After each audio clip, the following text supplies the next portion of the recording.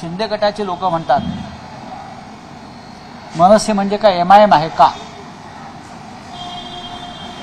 नाही, पण आमच्यासाठी आणि महाराष्ट्रासाठी शिंदे गट म्हणजे MIM आहे. मराठी माणसातला MIM बेईमान, महाराष्ट्रद्रोही, त्याच्यामुळे त्यांच्याबरोबर जाणारे सुद्धा त्याच विशेषणांना पात्र ठरतात.